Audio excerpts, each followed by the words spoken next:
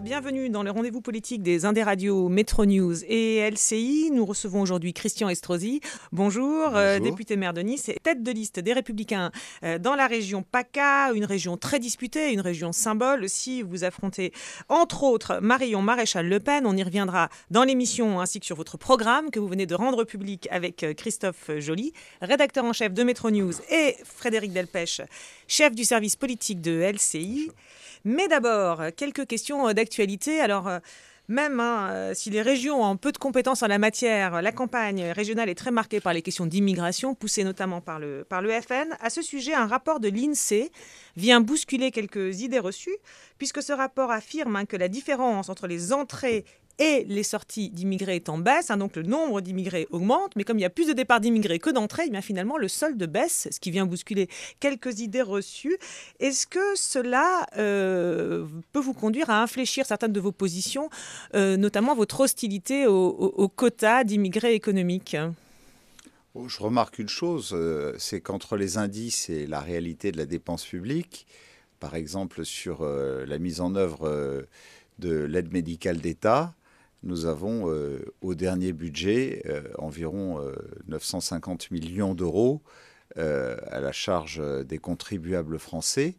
Vous savez, l'aide médicale d'État qui est attribuée à tous les étrangers en situation irrégulière installés sur le territoire national depuis plus de 3 mois. Oui, mais là, vous parlez des étrangers irrégulières. Là, on parle de quotas éventuellement et puis de la question de l'immigration régulière. Oui, mais alors, expliquez-moi comment on peut avoir des statistiques sur 6 ans alors que vous me parlez d'un événement qui ne remonte qu'il y a 1 mois et demi ou 2 mois en arrière.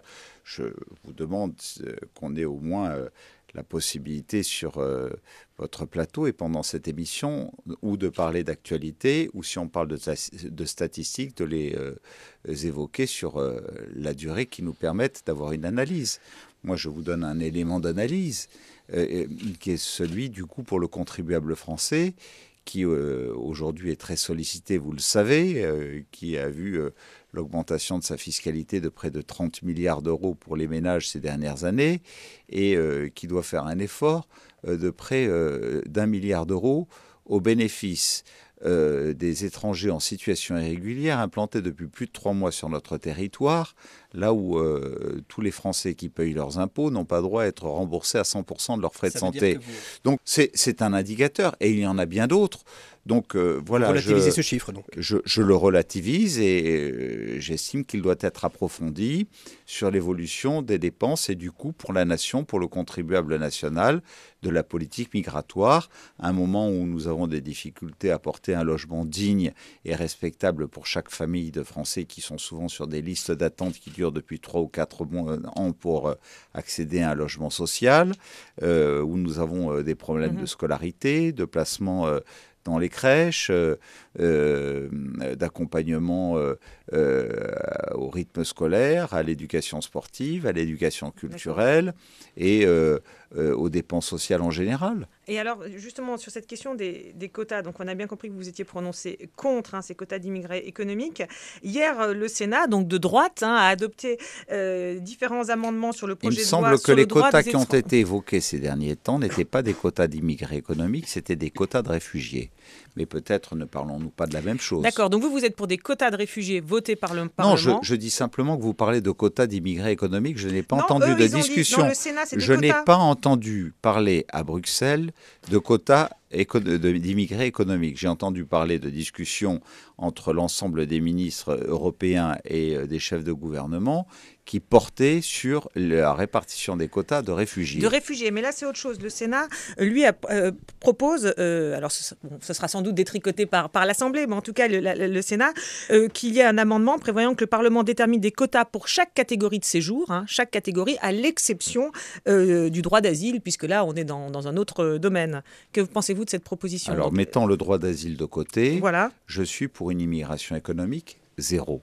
D'accord. Sauf à ce que chaque année, parce que c'est vrai que nous avons dans un certain nombre d'activités professionnelles des emplois qualifiés qui ne sont pas pourvus parce que nous n'avons pas suffisamment de formation qualifiante dans notre pays qui arrivent à répondre et à pourvoir à des offres qui sont faites par des entreprises de notre pays.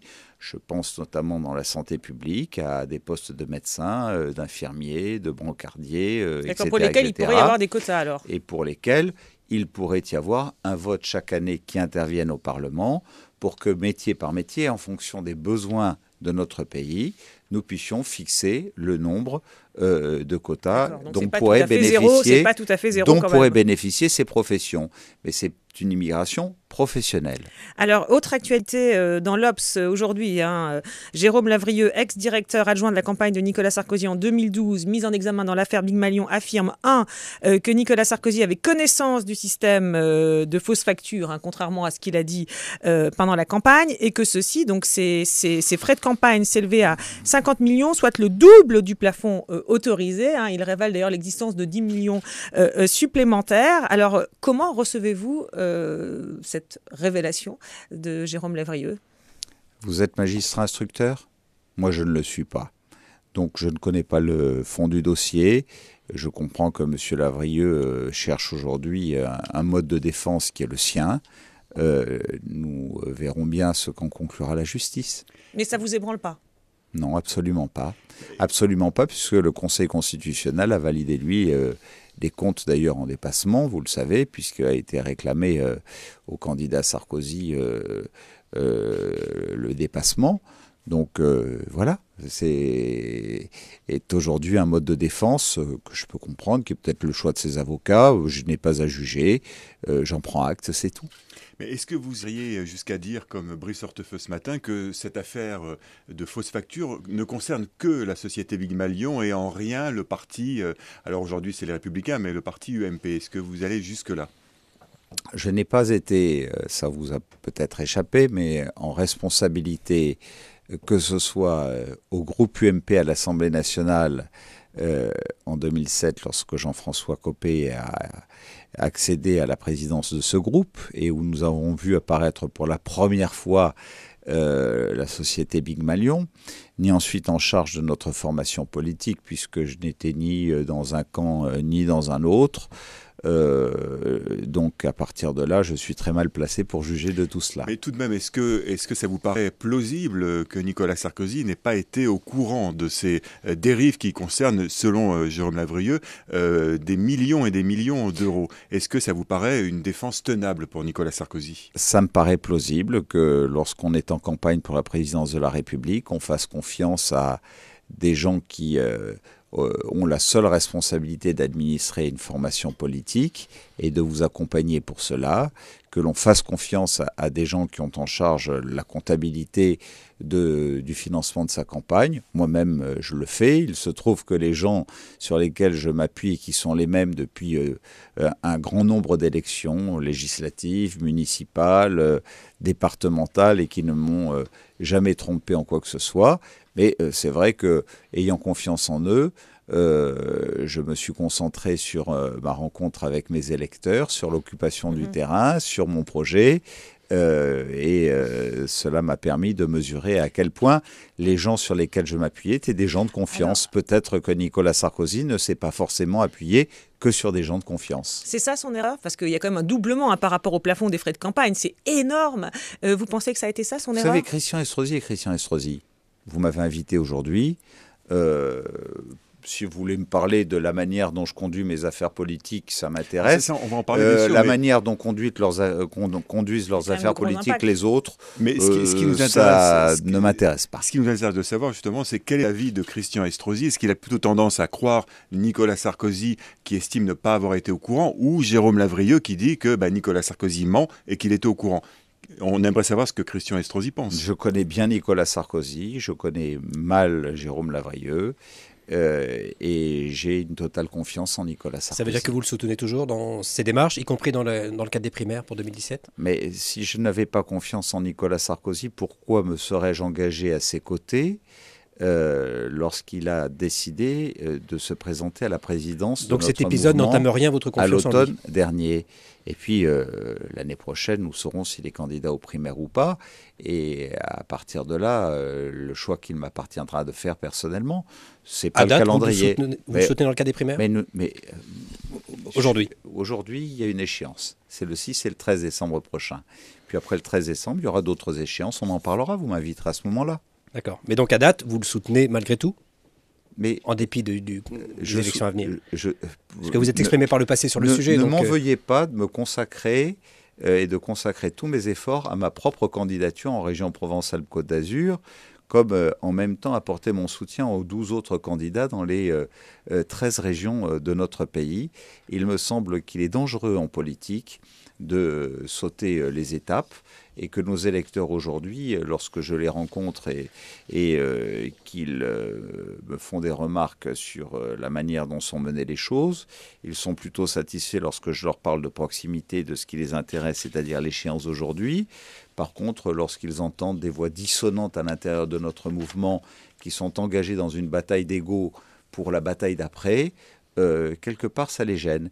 Et donc, je demande à tous mes amis que je respecte et qui, bien évidemment, puisque nous avons décidé démocratiquement dans notre réforme de permettre à tous ceux qui réuniront les conditions pour cela de se présenter aux primaires, d'être solidaires, d'accompagner les 13 candidats qui sont les nôtres aux élections régionales. Vous demandez que les primaires soient mises entre parenthèses. Et pendant cette période, de les mettre totalement entre parenthèses, parce que ça n'est pas nous rendre service.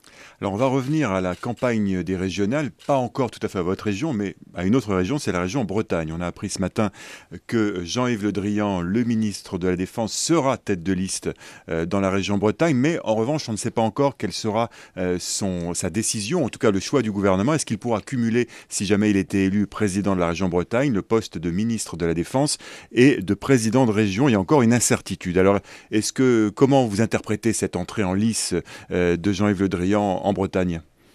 C'était un secret de polichinelle. Jean-Yves Le Drian a déjà été président de la région Bretagne. On sait que c'est la personnalité, sans doute, à gauche, qui a le plus de chances, même si les chances apparaissent de plus en plus limitées, tant les Français ont l'intention de sanctionner tous ceux qui représentent la majorité socialiste sortante dans nos régions, comme de sanctionner le pouvoir en place aujourd'hui. Mais en tout cas, ça ne m'étonne pas qu'il soit engagé dans ce combat. On le disait déjà depuis des semaines. Maintenant, pour moi, ça ne me gêne pas que l'on puisse à la fois présider une grande collectivité et exercer un mandat gouvernemental. Ça a été le cas en ce qui me concerne par le passé. Ça a même été une tradition sous la Ve République. Et être en contact des territoires et en même temps exercer des responsabilités gouvernementales, ça permet aussi peut-être de rester au contact des réalités quotidiennes. Mais ce n'était pas la jurisprudence François Hollande quand même qui a sanctionné en quelque sorte François Rebsamen cet été, qui était redevenu maire de Dijon. Donc, alors vous dites en fait c'est en gros le problème du gouvernement. Eh bien, interrogez François Hollande sur ses propres contradictions, mais vous comprendrez que je ne suis pas le meilleur porte-parole placé pour M. François Hollande. D'accord. En tout cas, vous qui vous-même, on en a parlé d'ailleurs, qui êtes aussi cumulard, même si vous êtes élu à la tête de la région, vous avez dit que vous lâcheriez votre mandat de député, mais vous gardez quand même fonction de maire de Nice, communauté d'agglos. Ça ne vous pose pas de problème? Je ne sais pas pour combien de médias vous travaillez vous-même et si vous êtes cumulard ou pas. En tout état de cause, il y a des lois qui font que nous n'avons pas le droit d'exercer plus de 2 mandats. C'est la loi. Il faut que chacun s'y résolve. Et en ce qui me concerne, je sais que si je suis élu président de la région Provence-Alpes-Côte d'Azur, j'annonce les choses clairement à mes électeurs. Je ne veux pas les tromper. Je démissionnerai de mon mandat de député. Je ne siégerai plus à l'Assemblée nationale. Mais parce que la loi vous l'impose. Sinon, vous garderiez le mandat de député. Mais parce que la loi me l'impose. C'est ça. Et à partir de là, je m'y conforme, tout simplement parce que je suis respectueux de la loi. Alors, Christian Estrosi, invité des Indes-Radio, Métro News et LCI. Alors, on a commencé à évoquer les régionales. On va revenir rapidement sur une affaire sur laquelle vous êtes déjà un petit peu exprimé, mais qui a eu de lourdes conséquences sur la campagne. On va y revenir, et qui a causé pas mal de soucis à Nicolas Sarkozy. Ce sont les propos sur la France, pays de race blanche, tenus par Nadine Morano. Des propos qui valent une question, d'ailleurs, de la radio alsacienne, de région Champagne, Alsace-Lorraine, où Nadine Morano était justement candidate avant que les Républicains ne lui retirent sa tête de liste en Moselle. On écoute la question posée par Pierre Maurer de Radio Dreckland. Bonjour Monsieur Estrosi. Vous avez fait partie des rares membres des Républicains à défendre Nadine Morano ces dernières semaines. Avez-vous été déçu de son attitude de ne pas s'excuser et ainsi de perdre sa tête de liste dans le département de la Meurthe-et-Moselle? Et de manière plus générale, est-ce que cette affaire ne risque-t-elle pas de porter préjudice à la droite lors des régionales? Non, je ne le pense pas. Bon, d'abord, je ne partage pas les propos qui ont été ceux de Nadine Morano. Et je les comprends d'autant moins que, pour connaître sa personnalité, je sais que c'est une personnalité qui est extrêmement généreuse, ouverte, et qui a toujours mené le combat pour défendre des valeurs contre le racisme et contre toute forme de xénophobie, quelle qu'elle soit. Peu importe l'interprétation qui en a été faite, mais dans le débat dans lequel nous sommes, il est important qu'il y ait une clarification. Nous lui avons demandé cette clarification. Elle ne l'a pas apportée. Voilà, c'est une... Elle l'a faite sur TF1. Elle a dit qu'elle s'excusait vis-à-vis des Français, mais qu'elle ne le ferait pas sous la pression vis-à-vis de son parti. Écoutez, je lui laisse le soin d'assumer la responsabilité de la manière dont elle a géré cette affaire. Nicolas Sarkozy et la plupart d'entre nous lui avons demandé instamment de faire simplement un geste pour ne pas mettre en difficulté toute sa famille politique ainsi que nos partenaires, sans lesquels nous ne rassemblerions pas cette union la plus totale en Alsace, en Lorraine et en Champagne-Ardenne pour pouvoir l'emporter, et puis que les choses soient claires. Mais voilà. Est-ce que vous n'avez pas été surpris dans le déroulement de cette affaire de la solitude de Nicolas Sarkozy? Je m'explique. Alain Juppé a estimé qu'il n'était pas un coupeur de tête. François Fillon a pris plutôt la défense de Nadine Morano et a estimé qu'il ne fallait pas la sanctionner. On a eu le sentiment que Nicolas Sarkozy s'est retrouvé dans une sorte de piège et qu'il a dû faire une sanction alors qu'il n'a pas été soutenu. Je ne sais pas quelles sont les questions que vous me poseriez si cette décision n'avait pas été prise aujourd'hui. Elle n'a pas fait l'unanimité quand même chez les Républicains. Bon, écoutez, voilà, la décision a été prise. Vous l'approuvez la décision a été prise, elle a été prise. Vous l'approuvez la décision? Je n'ai pas d'autres commentaires à faire. Vous l'approuvez? Je n'ai pas d'autres commentaires à faire. Nadine Morano a été invitée à simplement s'excuser. Mais pourquoi nous lui avons tous demandé de le faire. Elle ne l'a pas fait. C'était la main tendue par Nicolas Sarkozy. Je regrette qu'elle n'ait pas répondu à cette main tendue. Maintenant, pour nos auditeurs, que les choses soient très claires. Et il ne s'agit pas d'une exclusion. Il s'agit simplement que dans une équipe de campagne électorale, dans une région qui fusionne 3 anciennes régions, et où il y a, je crois, 11 ou 12 départements qui sont concernés, et qu'il y ait une unité de discours, de projet, de programme. Je suis moi-même tête de liste dans une région. Est-ce que je pourrais accepter par rapport au programme que j'ai présenté il y a quelques jours de cela, avec mes 130 candidats, qu'un seul de ces 130 candidats ne soit pas en harmonie avec la tête de liste que je suis? Donc vous approuvez la sanction? Donc, le fait qu'elle ait été démise de sa tête de liste, on va dire, ça, vous l'approuvez totalement. Vous pouvez le dire, non? Mais il y a les responsables. Je suis très surpris par le comportement des journalistes sur cette affaire. 15 jours après, je ne sais pas, vous allez parler pendant 3 semaines, dans un mois. Il y a les responsables du combat politique dans cette région qui ont fait une demande au président. Le président qui a insisté auprès de Nadine Morano pour qu'elle revienne sur sa position. Qui a un peu tergiversé, un peu hésité, un peu attendu. Qui a demandé à ce qu'elle revienne sur sa position. Et nous avons tous approuvé cette position du président des Républicains, Nicolas Sarkozy, d'offrir cette porte de sortie à Nadine Morano. À partir du moment où nous avons tous approuvé que cette porte de sortie lui soit offerte, qu'elle l'ait refusée, forcément, je ne peux être qu'en harmonie avec la disposition qui a été prise. Et en même temps que tous ceux qui nous écoutent le sachent, Nadine Morano reste membre des Républicains, reste membre du bureau politique des Républicains, reste membre de la commission exécutive des Républicains. Point, terminé. On passe à autre chose. Christophe Joly, donc pour vous, elle a toujours sa place au sein du Parti des Républicains. On passe à autre chose. J'ai répondu. Oui. J'ai répondu. Elle, visiblement, elle remet quand même une pièce dans la machine. Je croyais que vous m'aviez invité à parler de ma campagne des régionales. Oui, mais le temps passe. Pour terminer, est-ce que vous désapprouvez, par exemple, qu'elle fasse un meeting comme elle a fait le week-end dernier devant les militants? Elle continue quand même, Nadine Morano, aujourd'hui. Je vous ai répondu. Je n'irai pas plus loin. Vous n'irez pas plus loin. Et alors, concernant quand même les conséquences sur la campagne, là, on arrive quand même parce que beaucoup d'élus ont des remontées de terrain en disant que c'était la suite de la question des conséquences sur la campagne, globalement que les Républicains ont perdu 15 jours, que ça a affaibli Nicolas Sarkozy et que ça a eu des conséquences négatives sur le terrain. Est-ce que vous êtes d'accord avec cela ? Eh bien, nous verrons bien, mais en tout cas, je peux vous dire que je tiens plusieurs meetings par semaine, voire par jour dans ma région, et que personne ne m'en parle.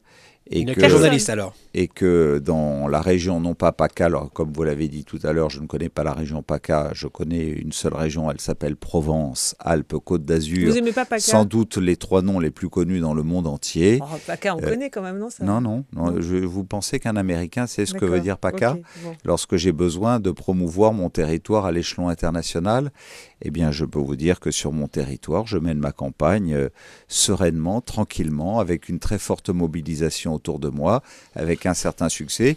Je suis d'ailleurs le seul à avoir aujourd'hui officialisé les 130 candidats qui m'accompagnent et en même temps avoir proposé un programme, puisque j'ai en face de moi des concurrents, des adversaires, appelez-les comme vous voulez, mais qui ne sont pas capables pour l'instant de constituer des listes et de présenter un programme. D'accord, non mais c'est incroyable. Alors vous en avez sur le terrain, vous pouvez nous dire, là aujourd'hui, personne ne vous parle de cette affaire. On me parle de mon projet économique, on me parle de ma politique des transports, on me parle de la formation professionnelle, on me parle de l'enseignement supérieur, on me parle de tout ce qui préoccupe réellement les gens, c'est-à-dire leur vie quotidienne, et ça touche plutôt à la croissance, ça touche à l'emploi, ça touche à l'apprentissage, ça touche à la formation de tous ces jeunes qui, malgré 25 000 offres d'emploi de la part d'entrepreneurs de notre région, sont des emplois qui ne sont pas pourvus parce que les qualifications offertes par la région et les plans de formation offerts par la région ne sont pas en phase avec les offres d'emploi. Ça, ce sont de vrais sujets concrets dont on me parle tous les jours. Alors, on va y venir,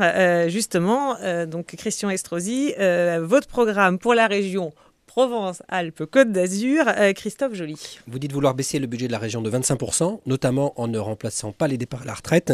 Est-ce qu'il y a des services sanctuarisés ? On pense à la sécurité, évidemment, qui est l'un de vos chevals de bataille.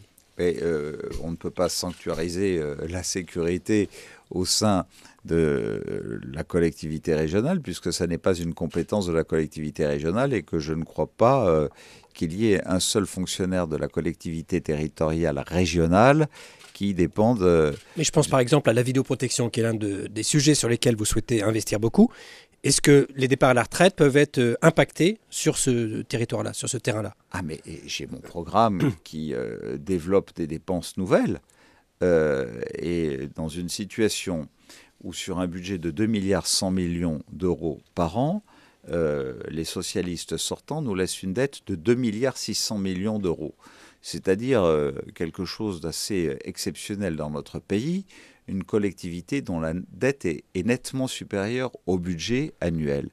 Donc forcément, pour respecter tous les engagements qui sont les miens, et je me suis entouré d'experts, que ce soit l'ancien préfet de notre région, Michel Sapin, que ce soit la navigatrice Maude Fontenoy, que ce soit Antoine Sfer pour l'Euroméditerranée, que ce soit le doyen de la faculté de médecine de Marseille, Georges Leonetti, que ce soit le président de la Chambre de commerce et d'industrie des Alpes-Maritimes ou le président de l'Union patronale des Bouches-du-Rhône, que ce soit le président des viticulteurs et oliculteurs pour le bloc agricole mais baisser d'un quart national. Est-ce que vous garantissez que ça n'aura aucun impact sur les services aux administrés ? Je me suis entouré d'experts, je le redis, y compris dans l'éducation avec un grand recteur directeur qui est Christian Philippe, pour m'assurer que tous les engagements que je prenais seront finançables, à la fois sans augmenter la fiscalité, ce qui n'est pas compliqué d'ailleurs, puisque aujourd'hui, les socialistes ont amené la fiscalité au plafond autorisé par la loi. On ne peut pas aller plus loin. D'ailleurs, mon candidat socialiste, j'appelle M. Lapalisse,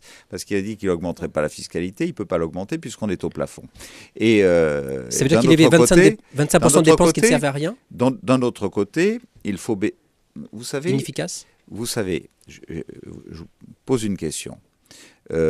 Entre 1998, où Jean-Claude Gaudin qui présidait cette région et j'en étais le premier vice-président, et aujourd'hui, il s'est écoulé 18 ans. Est-ce que pendant ces 18 ans, vous qui êtes des journalistes compétents, expérimentés, de nouveaux transferts de compétences ont été exercés entre l'État ou d'autres collectivités et la collectivité régionale? C'est oui ou c'est non? Oui, évidemment. Zéro compétence nouvelle. Il y en a dans la future... Non mais, ouais, c'est ça. Je vous dis aujourd'hui, à ce jour, zéro compétence nouvelle. Avec zéro compétence nouvelle, on est passé de 1000 salariés à 6000 salariés. C'est-à-dire, pour faire la même chose que ce que nous faisions en 98, on a recruté 5000 personnes de plus. Donc c'est sur la masse salariale principalement que vous avez fait baisser les investissements, on a augmenté la dette, et aujourd'hui, quand on emprunte, c'est pour payer les annuités de remboursement de la dette et non pas pour investir. Mais alors du coup, il faut revenir à 1000. Il n'y a plus de marge. Il faut revenir aux 1000. Vous dites qu'on est passé de 1000 à 6000. Malheureusement, la pyramide des âges ne le permet pas. Mais par contre, ce que je peux vous dire, c'est que sur 5 ans, en ne remplaçant aucun départ à la retraite, nous réussirons à faire 25% d'économies sur les charges de fonctionnement. Je supprimerai toutes les dépenses somptuaires. Sur le budget. Si, sur le budget. Enfin, oui, sur le budget. Oui, d'accord, 25% sur le budget avec ces économies sur les frais de personnel. Sur la partie dépenses de fonctionnement du budget. D'accord, c'est pas sur dépenses de fonctionnement. Dépenses de fonctionnement. Et ce que vous ne dépenserez plus en fonctionnement, vous le récupérerez en autofinancement pour pouvoir le réinjecter au bénéfice de l'investissement, de l'aménagement du territoire et du soutien au monde économique. Et la vidéoprotection de la sécurité. Quels sont vos objectifs en la matière? Et bien sûr, je rajoute une économie majeure que j'entends faire, qui est la vente d'une dépense somptuaire, totalement inutile, d'une coquille vide qui s'appelle la Villa Méditerranée, qui a coûté 70 millions d'euros d'investissement pour rien et qui coûte 5 millions d'euros de charges de fonctionnement par an. Pour préciser à ceux qui nous écoutent, c'est une sorte de petit musée à côté du Mucem à Marseille, cette Villa Méditerranée. La différence, c'est que le Mucem, qui a été créé lorsque Jean-Claude Gaudin a obtenu que Marseille soit capitale européenne de la culture, est un musée national aujourd'hui qui est d'une richesse dans son contenu par rapport à l'histoire de la Méditerranée, l'histoire de notre région depuis les arts premiers jusqu'à l'art contemporain, là où à côté vous avez une maison vide, mais vide, il n'y a rien. Donc vous la mettrez en vente. C'est-à-dire que je préfère,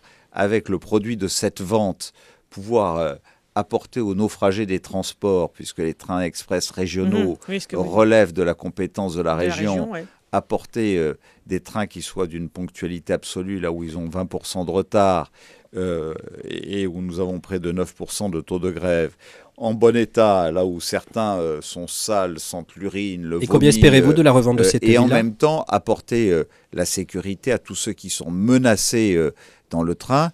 En tant que maire de Nice et président de la métropole de Nice-Côte d'Azur, après les attentats du mois de janvier dernier, là où j'administre aujourd'hui 230 000 usagers jour, alors que les trains express régionaux n'administrent que 100 000 usagers jour. Je ne suis donc pas un commentateur, mais un acteur. Je les ai équipés en vidéosurveillance. Je vais vous demander combien vous espérez de cette vente, parce que c'est vrai qu'on essaye de... Combien vous espérez de la vente de cette... Parce qu'en face, vous mettez des chantiers ambitieux.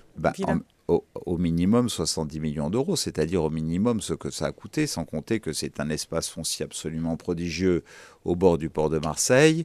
Et nous voyons bien qu'il y a un certain nombre d'entreprises, notamment liées au tourisme, de grandes chaînes hôtelières, etc., qui pourraient être intéressées. Et donc, je suis à peu près convaincu que nous réussirons entre ces 25% d'économie de charges de fonctionnement, entre l'annulation de dépenses somptuaires, entre en même temps le fait que nous avons réduit la masse salariale, nous pourrons nous débarrasser d'un certain nombre de bâtiments administratifs qui sont loués ou d'autres qui sont vendus. Donc la réduction des fluides, la réduction des véhicules automobiles, la réduction des charges énergétiques, etc. Nous réussirons à réaliser les économies nécessaires pour pouvoir apporter la sécurité, imposer une nouvelle convention à la SNCF pour qu'il y ait des portiques électroniques et qu'on ne se retrouve pas avec des terroristes comme celui qui est monté dans le Thalys il y a quelques semaines de cela, mettre des caméras de vidéosurveillance, mettre en place une police régionale des transports, comme une police régionale à l'intérieur des lycées qui dépendent de la compétence régionale et où nous voulons lutter contre toutes les formes de radicalisation possibles. Vous avez effectivement ce point concernant les portiques électroniques dans les gares. Ça, ce serait... parce que c'est énorme, ça va demander énormément de personnel pour gérer ces portiques. Comment ça se passerait ? Vous dites imposer une convention à la SNCF, mais ce ne serait pas géré par la SNCF. Comment ça se passerait, ces portiques électroniques dans les gares et quel coût, et notamment pour la région ? Mais écoutez, je vois que lorsque l'on rentre dans n'importe quelle entreprise, y compris une chaîne de télévision à Paris, on passe sous un portique électronique. Sauf que les flux ne sont pas les mêmes. D'accord. Dans une gare, il y a un défi énorme. Oui, ben justement. Aux heures de pointe, ça risque d'être compliqué, non ? Ne pensez pas qu'aujourd'hui, nous sommes dans une situation suffisamment dramatique, avec une armée de l'intérieur, dont 5000 personnes sont identifiées. Ce sont les services de renseignement qui le disent. Fichés de S1 à S16. Vous savez que Koulibaly, ce sont certains de vos confrères qui l'ont dit hier, qui s'est attaqué à l'hypermarché Cacher notamment, avait reçu des instructions directes de Daesh. Vous les appelez armée de l'intérieur. C'est une hypothèse, mais enfin, ce sont vos confrères de BFM. Si vous estimez que vos confrères ne se basent que sur des hypothèses et ne sont pas des professionnels des médias suffisamment sérieux, lorsque moi je le disais au mois de février, j'avais la pensée unique réunie dans sa totalité qui dénonçait mes propos dans notre pays, et aujourd'hui plus personne n'en parle. Bizarrement. Ça veut dire en tout cas, ces choses, je les ai dites, je les maintiens parce que c'est une réalité. La France est en guerre contre une armée extérieure, celle de Daesh, que ce soit en Irak, en Syrie ou maintenant, nous avons enfin décidé de vraies frappes aériennes. Que ce soit en France, ou ça n'est pas moi qui le dis. Donc vous appelez ça une armée intérieure, ce qui veut dire quand même c'est très structuré. Une armée intérieure de 5000 personnes, ça veut dire 5000 personnes structurées et organisées comme une armée. C'est quand même... Mais oui, quand ce n'est pas moi qui le dis, madame. Oui, enfin, il y a peut-être des réseaux. Ça ne veut pas dire que les 5000 soient structurés et organisés comme une armée. Une armée, c'est une métaphore... Ils sont classés pas par moi, par les services de l'intérieur, de S1 à S16, avec une classification... Ça n'est pas moi qui le dis. Ce sont les services qui sont sous l'autorité du président de la République et du gouvernement de la France. Donc ça n'est pas moi. Ça n'est pas moi. Bien, mais c'est donc bien une réalité. Par exemple, pas le mot armée de l'intérieur de 5000 personnes. Est-ce qu'on a le droit, quand vous avez des personnes qui sont classées S1, c'est-à-dire extrêmement dangereux, des terroristes en puissance, celui du Thalys qui avait un véritable arsenal sur lui, donc qui a pu rentrer parce qu'il n'y avait pas de portique dans une gare à bord d'un train et qui a failli faire un carnage, qui était fiché S3. Est-ce qu'on a le droit, lorsqu'on est confronté dans notre pays à ce genre de menaces, de ne pas prendre les mesures nécessaires, c'est-à-dire à minima de mettre des bracelets électroniques. Oui, quelle est votre proposition ? Lorsque je vois que Madame Taubira, il y a quelques jours, nous répondait à l'Assemblée nationale à propos d'un prisonnier permissionnaire qui était pourtant fiché au grand banditisme et qui était fiché S également, et qu'il y a à cause de celui-ci aujourd'hui un policier qui est entre la vie et la mort, et que Madame Taubira nous dit désormais pour les prisonniers qui seront permissionnaires, on leur accordera la compagnie de policiers. Je crois que les policiers ont autre chose que d'être transformés en hommes ou en dames de compagnie, et plutôt d'assurer la protection et la sécurité des Françaises et des Français. Il y a aussi des effets pervers et des impacts très lourds. Il faut s'occuper de la sécurité des Françaises et des Français. Vous voyez, en ce qui concerne ce que disent les magistrats, je vois la révolte des policiers aujourd'hui qui vont défiler devant les tribunaux. Non, c'est pas un autre sujet, c'est exactement le sujet que vous évoquez. Les policiers ne manifestent pas. C'est exactement le sujet que vous évoquez. Peut-être que ça vous dérange que je le dise, mais c'est exactement le sujet que vous évoquez. Alors, est-ce que, par exemple, on a appris il y a quelques jours que les frappes françaises en Syrie avaient ciblé des camps où se seraient trouvés des Français qui, selon Manuel Valls, préparaient des attentats en France?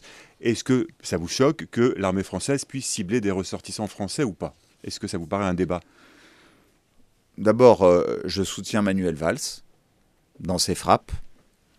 Et deuxièmement, si vous me dites que ce sont des Français qui préparaient des attentats contre des Français, cela veut dire... en Syrie, on ne sait pas ce qu'ils préparent. Ça, c'est ce que disait le gouvernement, c'est ce que disait Manuel Valls. Écoutez, je suis face à deux journalistes, il y en a un qui tient une version, il y en a une qui en tient une autre. Alors, Alors, ou vous êtes en harmonie tous les deux, ou vous n'êtes pas en harmonie. Mais si j'écoute votre confrère... vous m'avez bien dit, Manuel Valls. Vous m'avez dit, bon, et j'ai toutes les raisons de croire que les services de renseignement qui apportent des informations au Premier ministre lui donnent les bonnes informations. À partir de là, ça veut dire qu'on est un ennemi de la France et qu'on n'est plus un Français. Et quand on est un ennemi de la France, eh bien c'est normal que la France aille frapper ses ennemis. Pour revenir à la région donc Provence-Alpes-Côte d'Azur, sur un sujet un petit peu différent, concernant les listes, donc Marion Maréchal Le Pen devrait se voir concurrencée par une liste emmenée par Jacques Bompard, maire d'Orange de la Ligue du Sud, avec des proches de Jean-Marie Le Pen. Je voulais savoir ce que vous inspirait la constitution de cette liste. Rien. Rien. Non, absolument rien. Moi, je sais une seule chose, c'est que aujourd'hui...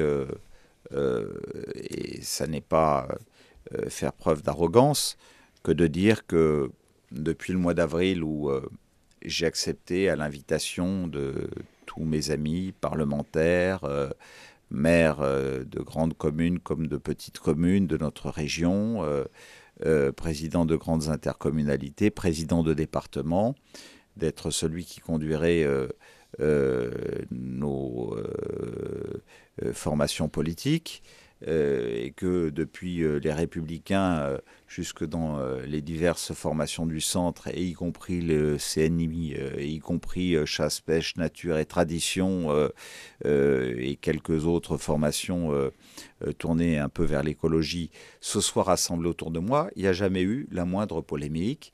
J'ai aujourd'hui une liste qui est déposée, 130 candidats, j'ai un programme, je vois qu'en face, tel n'est pas le cas.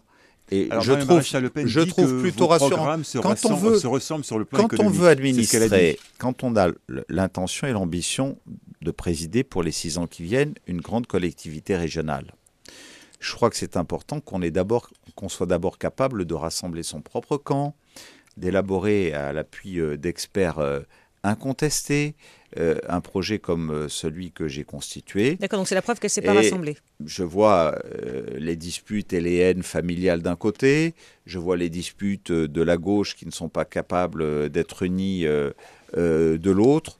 Bon, eh bien, permettez-moi que je me concentre sur ma propre campagne, vous aviez dit, et que je m'adresse à tous les électeurs pour leur dire, au fond, qui vous apporte la meilleure garantie pour vous protéger, pour présider et pour apporter la croissance et l'emploi dans une région qui en a bien besoin, parce que notre taux de chômage est excellent et à un niveau extrêmement élevé. Vous aviez eu des mots très durs, vous aviez critiqué les, je cite, nasillons recyclés par le FN et la liste de Marion Maréchal Le Pen, qui présente des gens du bloc identitaire condamnés pour incitation à la haine raciale. C'est ce que vous disiez. Est-ce que celle de Jacques Bompard, qui se constitue, vous semblerait plus fréquentable? Ah non, c'est pas moi qui le disais. C'est le journal que vous avez sous les yeux, c'est le Canard enchaîné. D'accord, vous avez jamais dit ça? Mais j'ai lu le Canard enchaîné, c'est tout. J'imagine que si vous l'avez sous les yeux, c'est que vous le lisez comme moi. D'accord. Et vous les traitez comment alors? Est-ce que vous avez lu les mêmes termes que moi? Vous les avez lus ou pas? c'est un confrère qui semble vous intéresser, puisque je vois que Oui, vous l'avez d'accord. devant vous. Mais vous, Bon. c'est un terme que vous aviez repris concernant... J'ai dit, tiens, je suis tombé sur une lecture intéressante. Voilà. qui parlait de Nasillon. Il y avait un descriptif de ce qu'ils étaient, surtout. Ça ne nous a pas échappé, ce descriptif. Des gens qui ont été condamnés par le passé pour porter des armes, pour avoir été associés à un certain nombre d'opérations qui créaient des troubles à l'ordre public et qui, même dans un certain nombre de domaines, constituaient une véritable menace. Et il y a une réalité, c'est que sur les listes de cette candidate, il y a aujourd'hui des personnalités importantes issues du bloc identitaire qui ont été condamnées pour incitation à la haine Et raciale. la liste Bompard est donc plus fréquentable pour vous Mais moi, je ne porte pas de jugement. Vous me demandez pourquoi porterais-je un jugement sur leurs histoires. Vous lisez la presse, vous reprenez des termes dans la presse, vous pouvez reprendre des termes concernant des personnalités sur la liste de Jacques Bompard. Elle pourrait avoir un avis sur cette liste. J'ai le droit d'alerter. Mais là, vous n'alertez pas. D'alerter les électeurs de la région Provence-Alpes-Côte d'Azur sur ceux et celles auxquels ils doivent déléguer leur confiance pour administrer cette région pendant 6 ans. Quand je vois cette demande qu'il y a d'avoir des élus qui essaient de faire barrage à la délinquance, qui essaient de ramener la sécurité, etc., et qu'il se trouve que dans l'équipe de la candidate Le Pen, il y a des gens qui ont été condamnés justement pour des faits extrêmement dangereux et qui ne sont pas de nature à rassurer sur la capacité à amener la paix civile et la sécurité sur notre territoire, mais au contraire à attiser des haines et à faire prendre le risque d'un certain nombre de violences sur notre territoire. Je m'appuie sur ce que certains de vos confrères rappellent dans la presse. Marion Maréchal Le Pen, au-delà donc des cas de ses colistiers, a estimé qu'en matière de programme, donc pour la région, il n'y avait pas d'énorme différence entre votre programme et son programme, notamment en matière économique. Vous lui avez répondu, pas du tout, nos programmes sont très différents. Alors en quoi sont-ils différents, économiquement notamment ?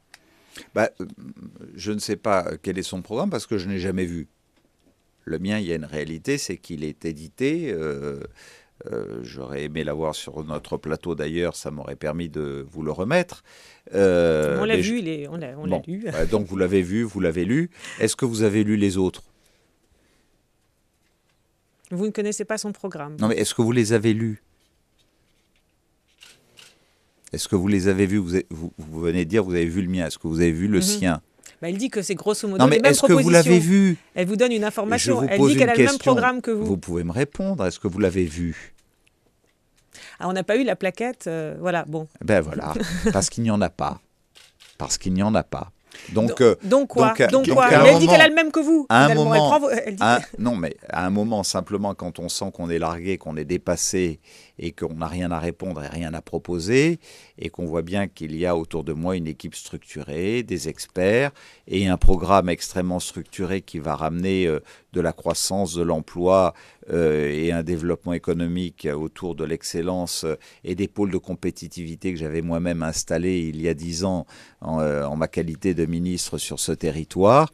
Bon, eh bien, donc en fait, peu vous importe qu'elle trouve une ressemblance entre son programme qui n'existe pas, dites-vous, et le vôtre. On dira qu'elle est extra-lucide et qu'au fond, à un moment, elle se dit que, ma foi, étant à court d'arguments, peut-être faut-il essayer de faire un copier-coller de ce que je propose. La seule différence qu'il y a, c'est que ce que je propose s'inspire sur des choses que j'ai déjà faites pour beaucoup en tant que président de grandes collectivités, départements, métropoles, etc. Et qui sont des choses qui ont marché, puisque systématiquement mes électeurs m'ont réaccordé leur confiance pour la réussite de ces projets. Et que de l'autre côté, eh bien, de dire par exemple, tiens... comme Christian Estrosi, j'ai soutenu les PME. Je ne sais pas ce que ça veut dire. Pour moi, il y a un tissu économique qui est un ensemble, qui est fait de pôles de compétitivité, de PME, de centres d'innovation, de R&D, de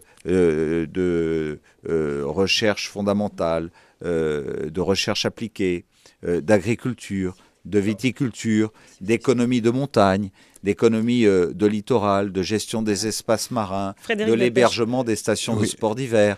L'activité économique, c'est tout ça. Se résumer à dire, tout comme Christian Estrosi, je vais soutenir les PME. Non, mon programme n'est pas de soutenir les PME, mais de soutenir toute l'activité économique sur une diversité territoriale où une activité sans l'autre ne créerait pas le cercle vertueux qui permettra de recréer les conditions de la croissance. Si vous aviez une question à poser à Marion Maréchal Le Pen, une seule question, si vous souhaitiez l'interpeller, qu'est-ce que vous pourriez lui demander ? Simplement, comment entend-elle, en s'inspirant de mon programme, le voir réussir en imposant le retour à la retraite à 60 ans, puisque c'est le programme du Front National, en imposant que les SMIC et les salaires minimums soient augmentés de 1 500 €, en imposant le passage de l'euro au franc, c'est-à-dire une dévaluation de près de 30% du patrimoine et des entreprises et des foyers, en imposant des fils barbelés autour de nos frontières, alors que nous savons que si nous n'avons pas une coopération, notamment dans le domaine industriel, avec la région de Turin, avec la région de Ligurie, ce serait impossible. Voilà, si j'avais une question à poser, je veux bien qu'on s'inspire de mon projet, mais je dis qu'avec le programme national du Front National, eh bien mon programme économique, ça ne pourrait pas marcher. Alors, Christian Estrosi, invité du rendez-vous politique des Indes-Radio, Métro News et LCI. Il nous reste quelques minutes d'émission. On va passer aux questions des radios. La première vous est posée, aux autres questions des radios. La première vous est posée par Christophe Roux de France Maghreb 2. Bonjour Monsieur Estrosi. Bonjour. Le débat sur les menus à la cantine fait rage entre ceux qui veulent imposer un menu avec port obligatoire pour tous les enfants au prétexte de la laïcité et de l'égalité de tous les enfants à l'école. Votre parti, les Républicains, quand il s'appelait encore l'UMP, s'était prononcé lors du débat sur l'islam en avril 2011 en faveur des menus végétariens et proposait noir sur blanc que toutes les cantines scolaires de France permettent aux enfants de confession juive et de confession musulmane de choisir des menus végétariens. Le 16 mars 2012, Nicolas Sarkozy a changé de pied en indiquant partout sur le territoire de la République les mêmes menus à la cantine scolaire pour tout le monde. Aujourd'hui, le député Yves Gégaud dépose un projet de loi pour rendre obligatoire un menu végétarien dans toutes les cantines et sortir de la polémique. Comment agissez-vous à Nice et est-ce que vous soutenez la proposition de monsieur Gégaud ? Voilà, réponse courte à question un peu longue. Je suis un homme libre et j'entends faire comme j'ai toujours pratiqué. J'ai repris en régie directe d'abord la gestion des cantines des 163 écoles maternelles et primaires de la ville de Nice. Il y a 7 menus différenciés, bien sûr qui ne sont ni kasher ni halal parce que je ne veux pas qu'il y ait cette notion religieuse qui puisse rentrer en jeu, mais que chacun ne se voit pas imposer une nourriture qui ne fait pas partie de son éducation et de sa culture. Et demain, lorsque je serai président de la région, je ferai de même. Et d'ailleurs, j'irai plus loin. Les menus végétariens parmi les 7 menus que je propose, il y a des menus végétariens. Mais c'est un parmi d'autres. Et donc, je ne me plierai pas aux exigences de telle ou telle formation politique ou de telle ou telle loi. J'ai ma vision des choses sur la liberté que j'ai à proposer aux enfants et aux familles, et je continuerai à m'en tenir à ces valeurs et à cette vision qui sont les miennes. Alors, question maintenant de Radio Orient posée par Loïc Barrère. Christian Estrosi, bonjour. Vous avez évoqué cette année une France menacée par l'islamisme et les 5e colonnes. Qu'est-ce que vous pensez des mesures prises par le ministre de l'Intérieur sur la question de la formation des imams ou sur la prévention du djihadisme ? Sur un tel sujet, qu'est-ce que vous feriez si vous étiez ministre de l'Intérieur ? D'abord, le ministre de l'Intérieur le Premier ministre a repris les mêmes propos que les miens sur l'islamisme, puisque je me rappelle, nous avions parlé ensemble à 24 heures d'écart, c'était moi le premier, d'islamo-fascisme.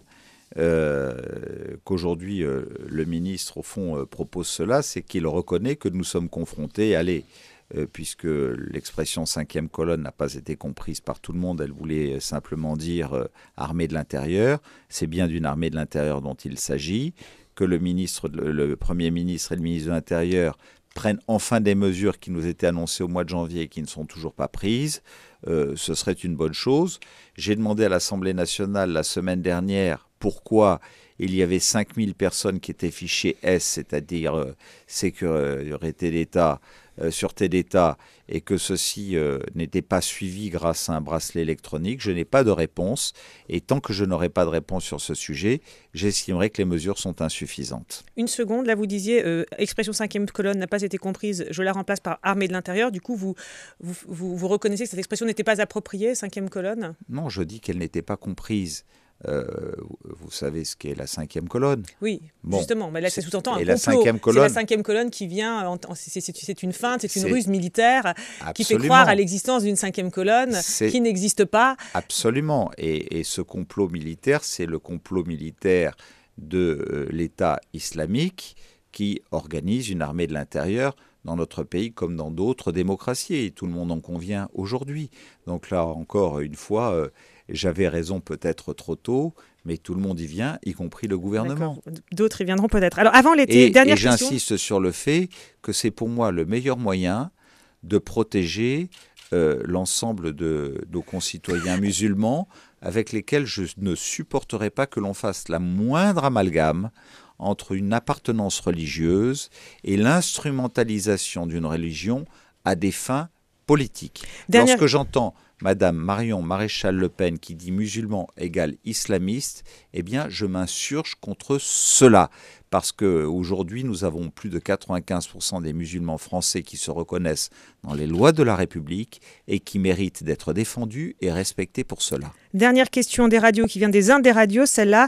Vous aviez interdit avant l'été un spectacle de Dieudonné à Nice, alors que le Conseil d'État en avait validé... Ce n'est pas la première fois, je l'ai interdit une dizaine de fois déjà. Ouais, alors justement, parce que depuis, Dieudonné vous poursuit de sa vindicte, il parle de mafia niçoise.